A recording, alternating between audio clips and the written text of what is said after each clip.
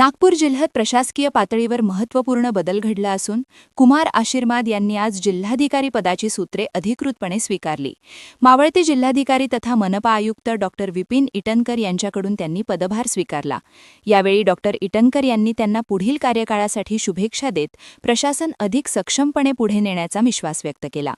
पदभार स्वीकारल्यानंतर कुमार आशीर्वाद यांनी तातडीने विभाग प्रमुखांची बैठक बोलावून विविध विभागांच्या कामकाजाचा सविस्तर आढावा घेतला। प्रत्येक विभागाकडे असलेल्या महत्त्वाच्या योजना, प्रलंबित प्रकल्प आणि नागरिकाभिमुख उपक्रमांबाबत त्यांनी माहिती घेत प्रशासन अधिक गतिमान करण्याचे संकेत दिले। कुमार आशीर्वाद हे यापूर्वी सोलापूर येथे जिल्हाधिकारी म्हणून कार्यरत होते। त्यांच्या कार्यकाळात त्यांनी पारदर्शक आणि परिणामकारक प्रशासनाला चालना दिली होती। तसेच गडचिरोली जिल्हा परिषदेचे मुख्य कार्यकारी अधिकारी म्हणून काम करत असताना त्यांनी कोरोना काळात विद्यार्थ्यांसाठी राबवलेल्या फुलोरा या अभिनव उपक्रमाला राष्ट्रीय स्तरावर गौरविण्यात आले होते। नागपूर जिल्ह्यातही विकास कामांना गती देत प्रशासन अधिक लोकाभिमुख करण्यावर भर देणार असल्याचे संकेत त्यांच्या पहिल्याच बैठकीतून मिळत आहेत।